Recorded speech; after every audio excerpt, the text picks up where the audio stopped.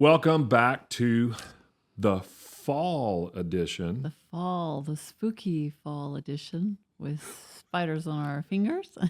As little bitty John would say. Ooh, Yes. It's my curse.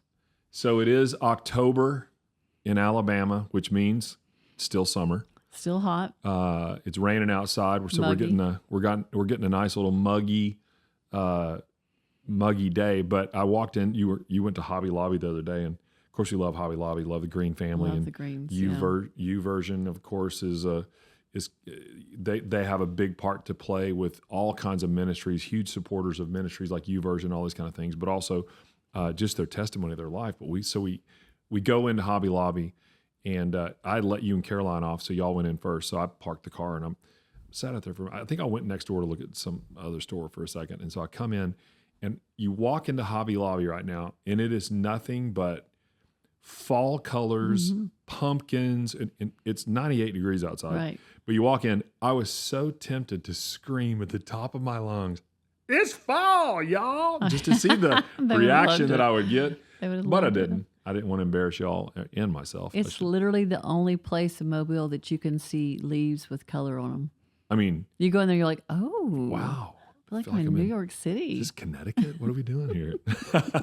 You literally have to drive. In fact, I sent you that thing on social media the other day of the places in Alabama where you can drive to see the fall colors. And so there are places way north, like right up by, like Little River Canyon, some of these other places up north. So I don't know if we'll get there, but we had a lot of fall color in Oklahoma growing up. It was so pretty, Snow, fall colors, everything. So it is fall. And so when we were thinking about doing this podcast episode today, as we were thinking about it, we're coming into the season of, just the holidays are around the corner. I said something the other day to the staff that we only had like 13 Sundays left in the year. I think at that point there'd been 39 Sundays, so we had 13 left, something like that. And it was just like, oh my gosh, I cannot believe we've got so many things that are so. And something, sisterhood's coming up. So much we've fun. got a lot of great things happening in the fall at church. But when these things start rolling around, we always start thinking about just Thanksgiving and Christmas and the traditional things that we all think about. But in that, you and I have always talked about this, and we try to talk to families about it when we have the opportunity, is not just in the fall, but really building things into your life as a family with your kids that are what you and I have always called big rocks. Right, yeah. They are traditions, but they're memories. And so, so let's just, I always, I love to start with questions. So I was thinking earlier about what my favorite family tradition was growing up, but then also what has it become, what has become one of my favorite family traditions or a big rock that we have now? Do you have a sense of maybe yours was back in the day, and then now, even like when you were a kid, and now now that we're older?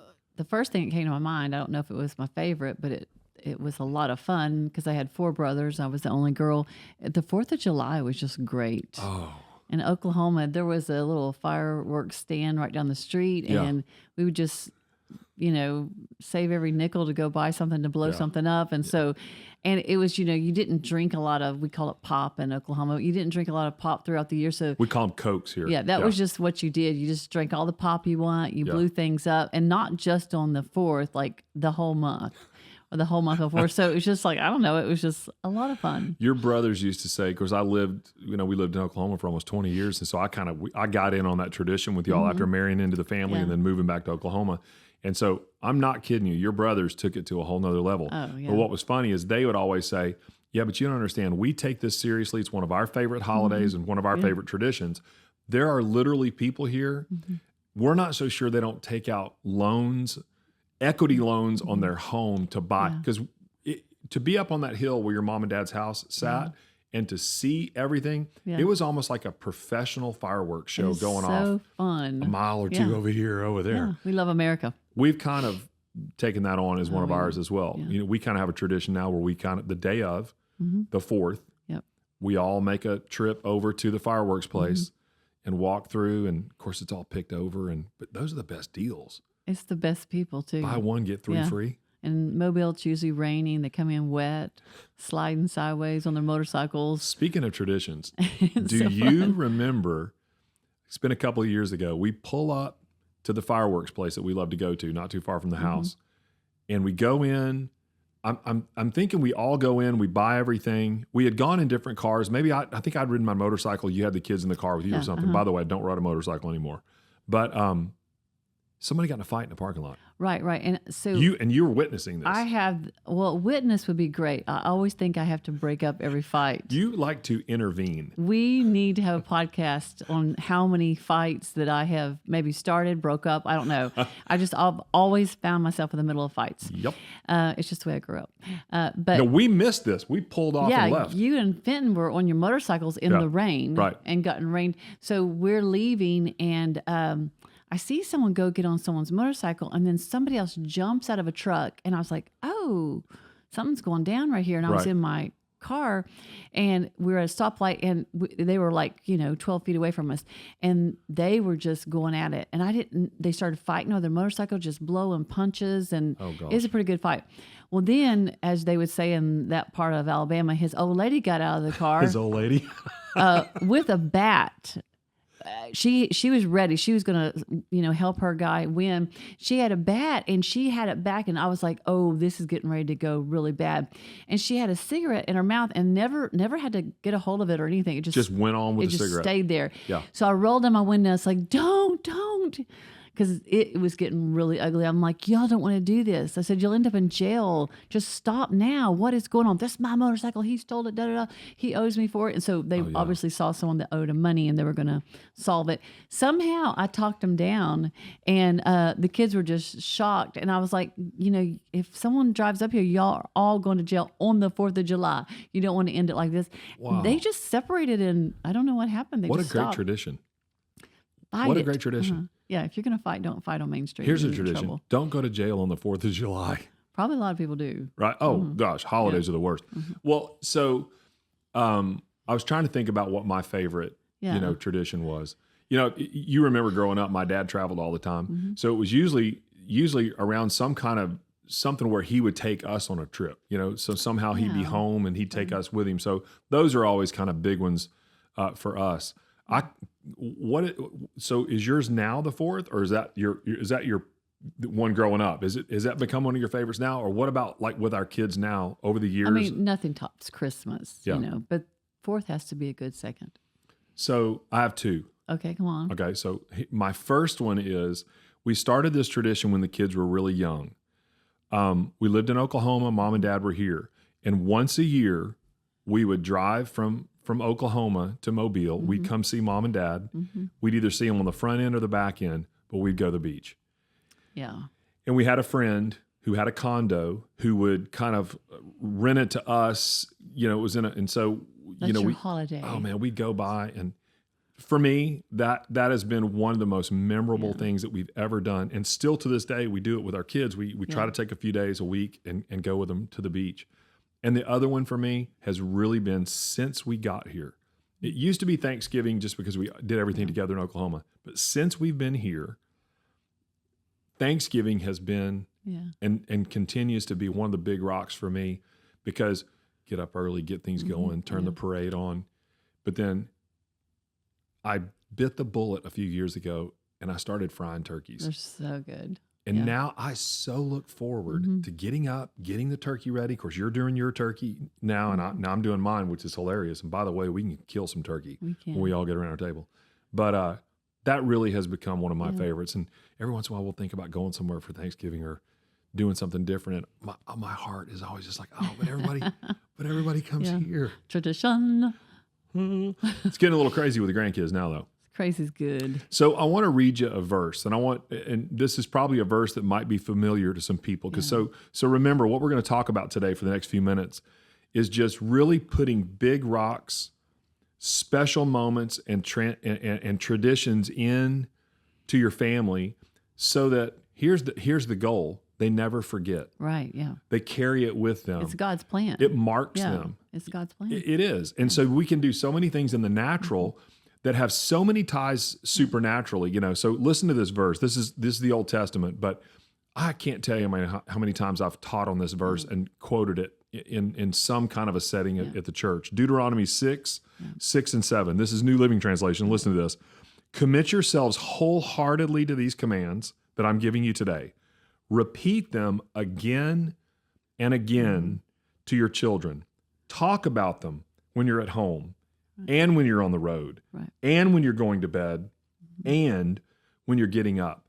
So if we kind of just want to walk through a few things that we've kind of done in our families, because, you know, this is the time to really start thinking about these things, especially when your kids are young. And here's the other thing. Even if your kids are older, you know, you might think, gosh, we didn't really do those kind of things. It's not too late. Yeah. Even with your adult children, married kids, even with your grandkids, start putting these things in. You're even starting to do some stuff with our grandkids now. And like, hey, this is what happens at Mimi's house and all that kind of stuff. But what we always say is put the big rocks in first. All right? Put the big rocks in first. Because if you put a bunch of little ones in, you don't have enough room for the big ones. You've seen that object lesson before. It's great. And here's why. What we know is your calendar fills up so quickly.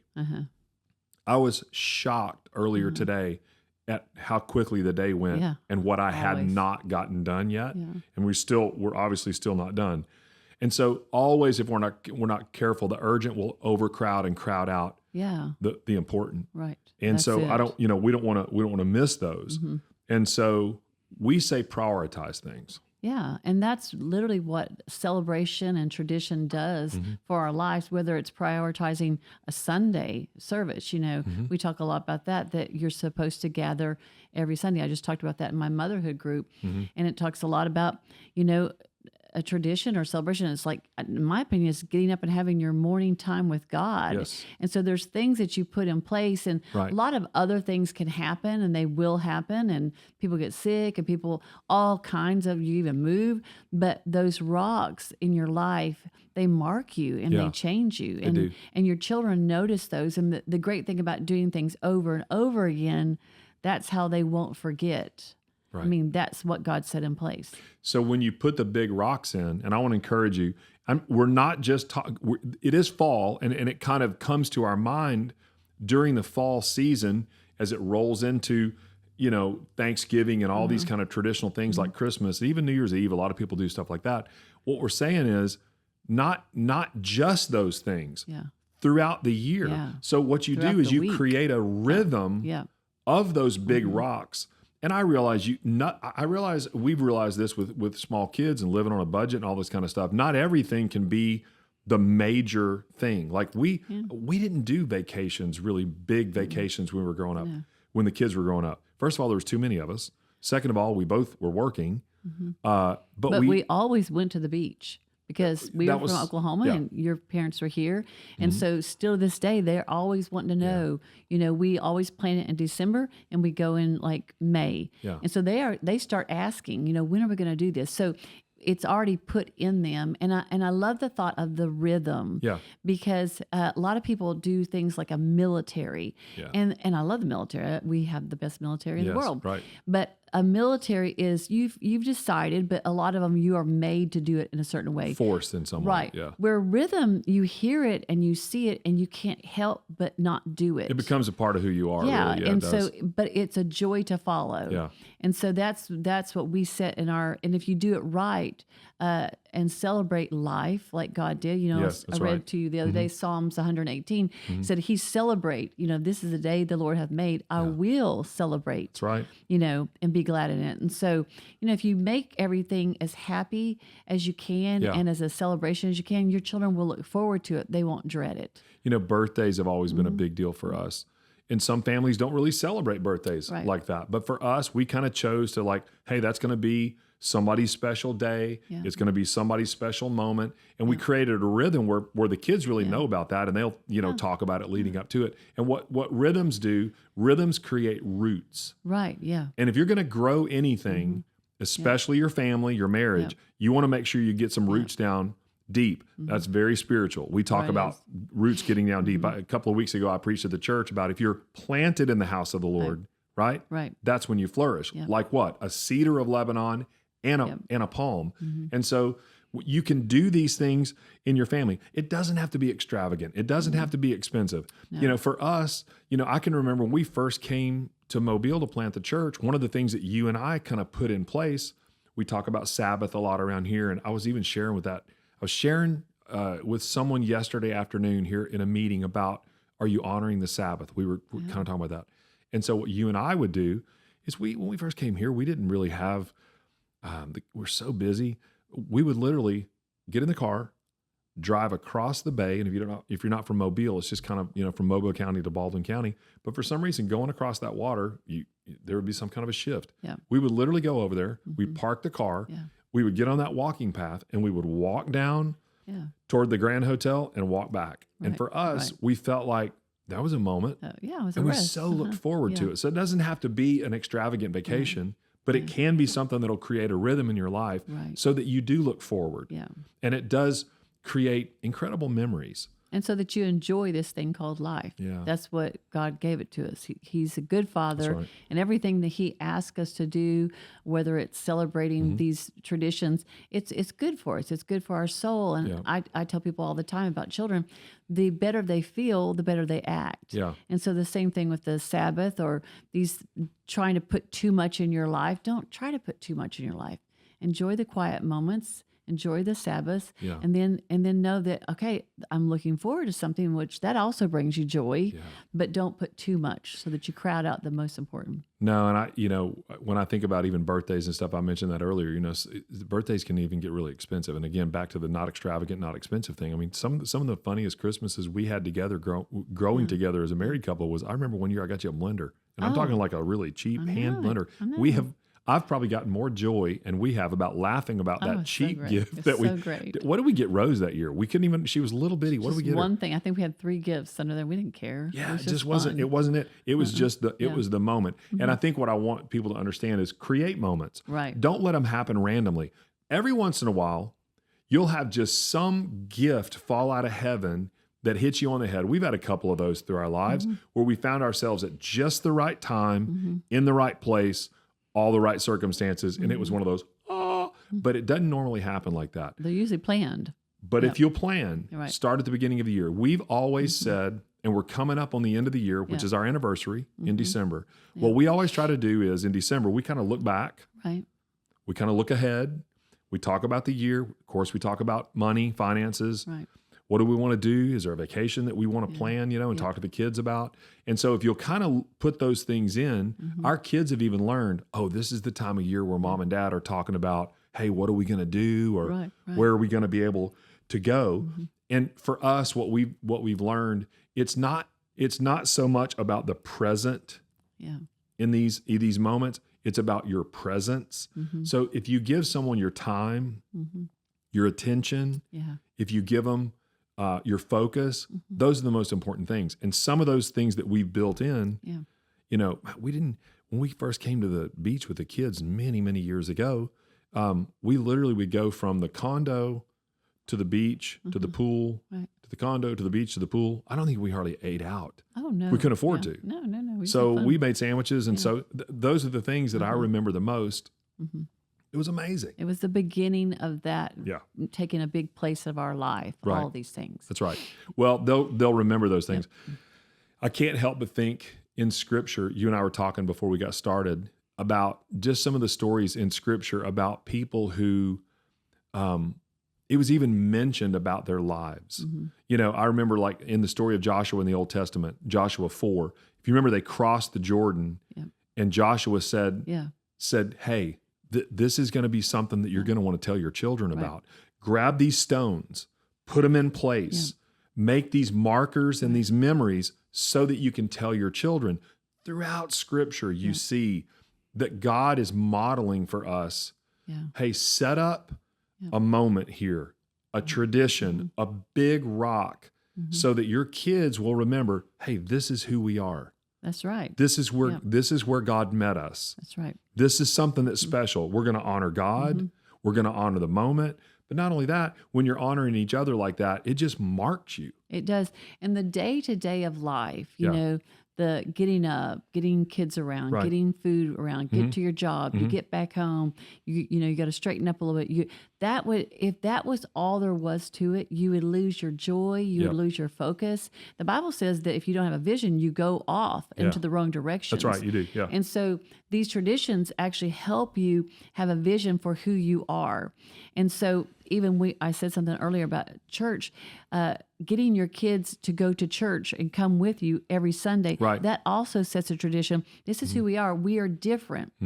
And they can do all kinds of things in their life, but they will remember, no, this is who we are. Yeah. And whether it's Easter or Christmas, we make a big deal of it because this is who we are. Jesus came to earth. He also rose again. Yeah. And so we are gonna celebrate, we're gonna decorate, we're gonna set aside time, and we're gonna mark their memory, not just one year, but year after year after year. And so they realize it's bigger than the day-to-day of life.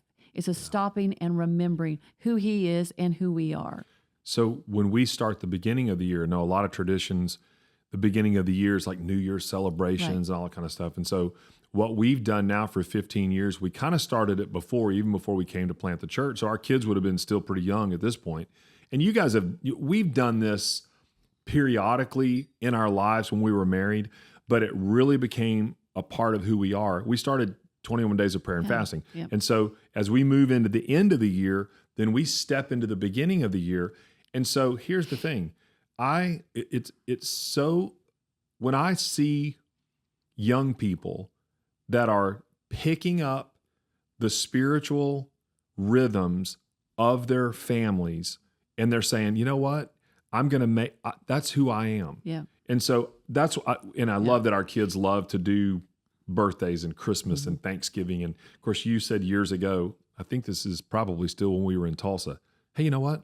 We're going to make a bigger deal of Easter than we ever have. I mean, this is Resurrection Sunday. And I remember you saying that. And you've always just, whether it was made special meals or given stuff away or doing invites, of course, all the kinds of stuff that you've always done for South Coast kids, even when we started the church.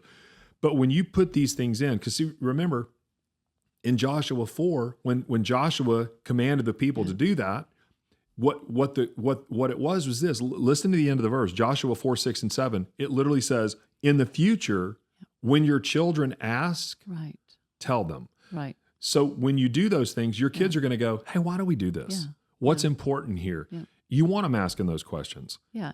But we naturally will forget unless we spend the time to talk and we plan and these things that will mark their memory. So God knew that if we didn't stop and make a big deal of it, take these rocks and we're going to build an altar and we're going to tell our kids these things that maybe last a generation, but 2 or 3 generations down that it's gone.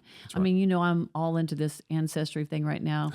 And sometimes I read stories about things that happened to like my great-great-grandfather. I'm like, why did no one tell me this? This is unbelievable. Yes. And so, putting these big things in place marks it, but also just talking to your kids and telling them stories about this is who we are. I mean, I remember my grandmother telling me things about her mother and about how that during the Great Depression, she literally they ate barely anything, even though her husband had a job. They took part of the groceries and gave it to single moms and things. Yeah. And she said, I mean, I knew for a fact that even when I was like in my 30s there in that town, people would say, I remember your great-grandmother. That's right. And so then I would tell my kids about it, letting them know that we're a generous people. Yeah. Life is more than about us. So those stories are important to go into our children. So then they tell their children, and all this legacy thing is so good because it makes you remember who you are. Yeah. So for generations. I got to stop on something because you mentioned something, and we'll jump back into what kind of how we want to finish here in a minute, but you have been on this Ancestry.com thing. Have we talked about that at all on the podcast? Not at all of this. So I can't remember. Of course, you've kind of been on this trail. For those of you that don't know, Tracy's maiden name is Key, K-E-Y. Yeah. And you've been told your whole life that and your family has said, hey, we are related to Francis Scott Key. And so I'd always tell my kids. Everybody knows who that is, right? Yes. One of the best songs ever written. Come on. So I've always told my kids that. So then one time I was like, David got me this beautiful, Star Spangled Banner written. Him and I play the piano. And it's in a frame. It's just beautiful. And so then I got thinking, I got to make sure I don't ever want to tell my kids a lie. I got to make sure we're actually related to Francis Scott Key. And so I started digging. One of my uncles has his doctorate in history. So I started reaching out to him. Yeah. And he said, he thinks we are, but we got to do more research. He said, but I will tell you one thing. You're related to a lot of people that fought in the American Revolution. Right. And I was like, oh, Lord, Wait a second. Jesus. Wait a second. If there was a fight, my family would jump into it.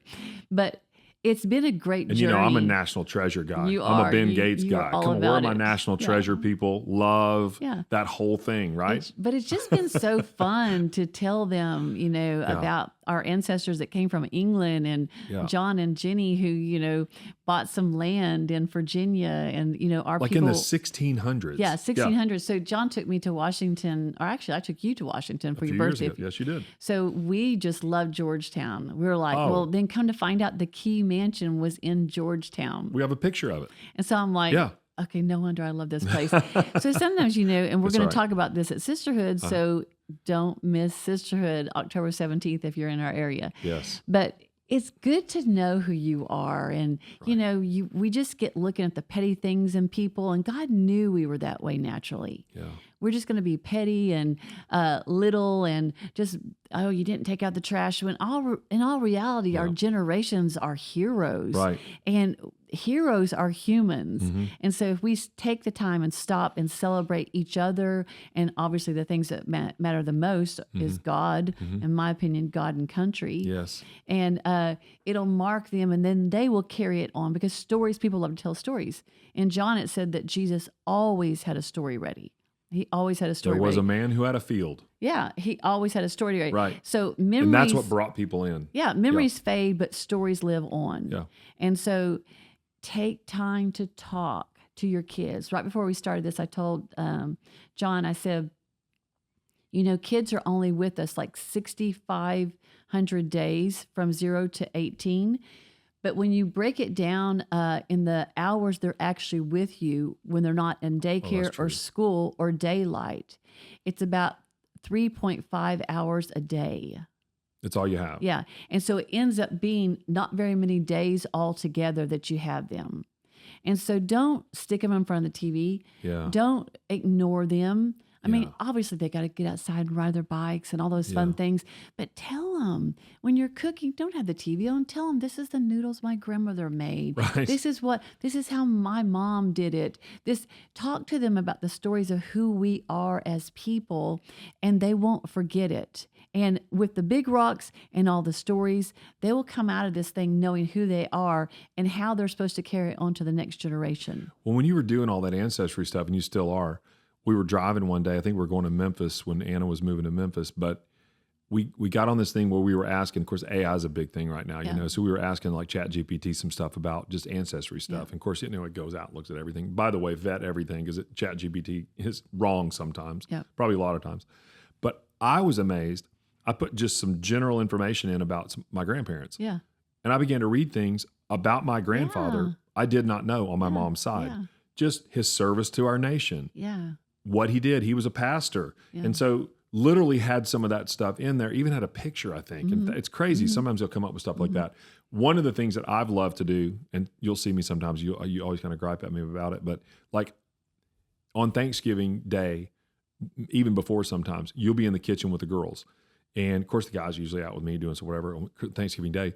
But I love to come in and take pictures of y'all because you're either rolling something out or you're making something, or Anna's got her, she's making some special dessert. But for me to see y'all, for you to be teaching them, hey, this is how we prepare. This is what we do. Because what I want people to remember is this: traditions are stones we lay down. Right. And as followers of Christ, not only are they just traditions, they're stones that we lay down that we remember God's faithfulness in the future.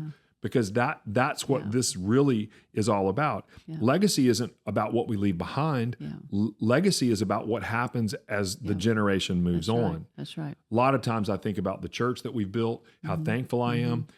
not only that, what's going to happen when we're not here? I think you have to start thinking generationally like that. And we think more and more like that now, don't we? That's the way God thinks, and I love the whole thing is I go before you to make a place for you. Yeah, right. And so that's what we are preserving our history to secure our future. That's right. And so the reason why we tell these stories to the next generation, just like he was saying in Joshua, so they'll tell them to the next generation, because we don't want to lose what was given to us, because it's really priceless.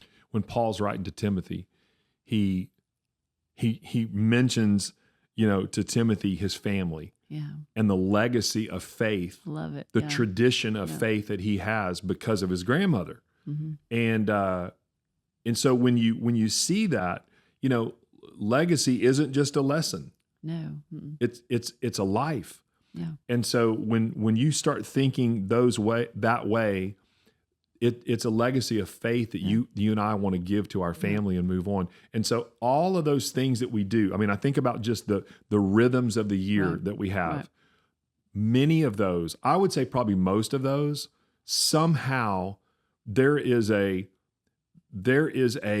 moment there where it's a faith moment. Yeah. In any of those things. Mm-hmm. Certainly the big holidays, but not only that, you and I, we've always said to our kids, if we go on vacation, if we're sitting around the table, if we're at a special event, this is, doing what we do is who we are. Mm-hmm. And we're always going to talk about who we are and what we do and why we do it. Yeah. And when you incorporate that, especially faith into that, what can feel ordinary sometimes, what can just feel ordinary becomes extraordinary because God wants to shape generations as you're building in these big rocks and traditions and rhythms. Well, your children watch you, and as you're doing something, they know that when you're doing something, that action says this is important. Yes. Whether it's, like I said, church or Christmas or Easter, even a family meal. Yeah. I mean, if you make that a priority, we always ate together. Yeah. I mean, there was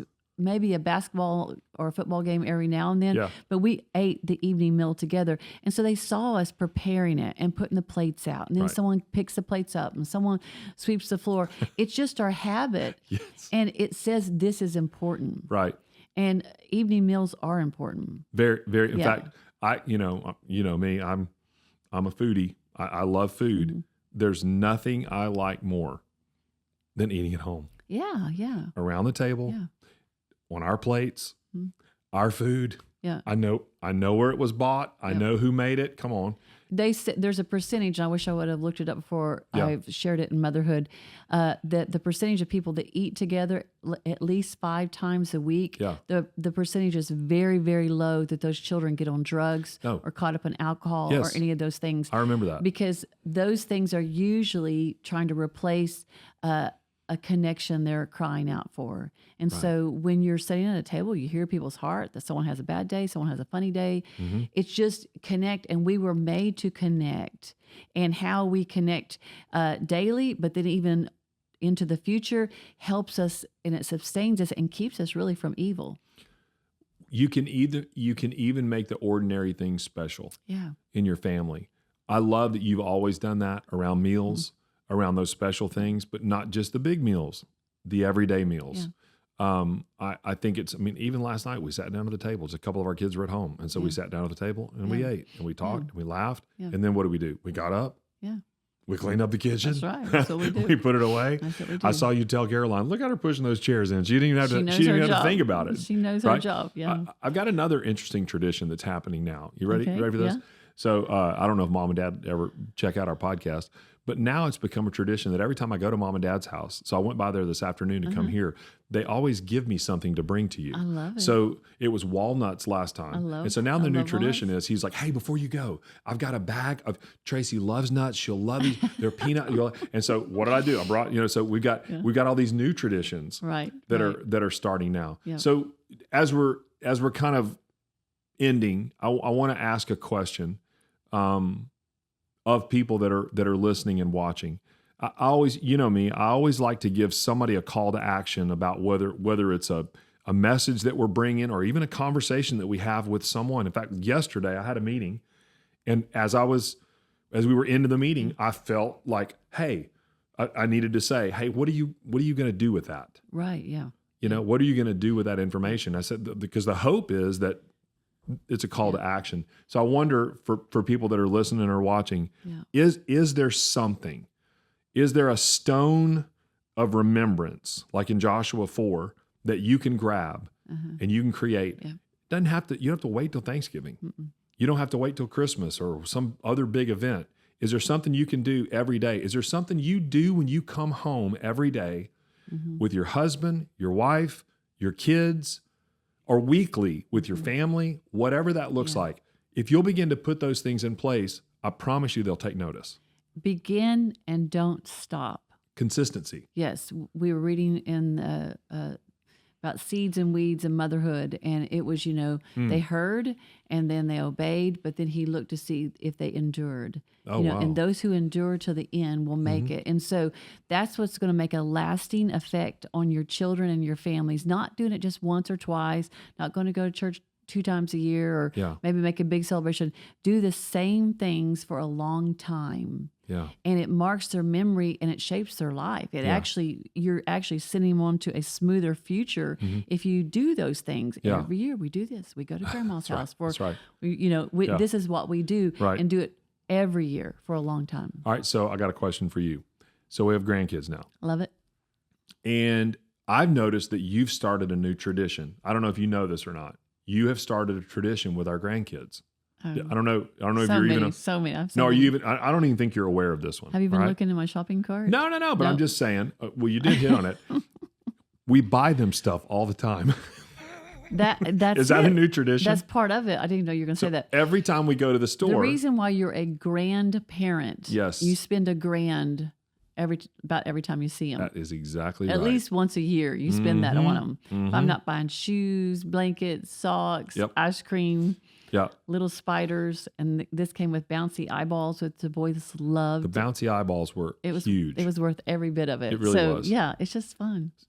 For us, getting in the car and going to get ice cream. Remember, it doesn't have to be expensive. No. It doesn't have to be exorbitant. It doesn't. It just has to be special, and keep doing it. Yeah. And so I want to encourage everybody, just as we close today, what's one thing you can do? Right. What's one thing you can put in place? Do you say I love you enough? Do you remind the people that you're with the most that you love them? And sometimes it's the people that are the closest to us that get the worst of us. Right. And it doesn't necessarily have to be that way if we'll make the choice. But then also, let's kind of get back to where we started. It is October. So I got to ask you a question. Do you like your oven turkey better, or do you like my fried turkey better? I love them both. You do? But yours is... I'm getting better. Pretty good. First year it was bad. I remember I sent a picture to Dan Cottrell, my good friend from high school. He's here. He and Amy are here at the church. I sent him a picture of the first one. He actually checked on me. Hey, how'd you do? I sent him a picture like, dude, you burned that thing. Now, once we got through the outer crust of that thing, it was pretty good. But I'm getting better. So, fried turkey. Yeah. Start something special. A fire in the backyard. Something special once a week. Once a month. That's something that your kids or your grandkids will really remember. I promise you this: you won't regret it. Set memorials. Right. Create rhythms. Yeah. Build in big rocks. There are big rocks like Christmas and Easter. Yeah. And vacation, or those are some big rocks, but all those little rocks are so important that that family devotions, that's still a thing. It is still a thing. You get reading your Bible to the kids at night, they will conk out. It's way better than the television. I cannot tell you how many times my mom was reading the Bible to us. Yeah. And I remember waking up. Yeah. You're like, oh, slobbering Jesus. on the floor, like, whoa, what happened? It's full of peace. And so all those little rocks are daily, and then the big rocks are yearly. Yeah. It's not impossible, but it does make life very, very special. That's right. So big rocks, rhythms of life, create moments. It's fall, y'all. Come on. It's time to kick into gear and have some fun. So thanks so much for joining us on Unscripted today.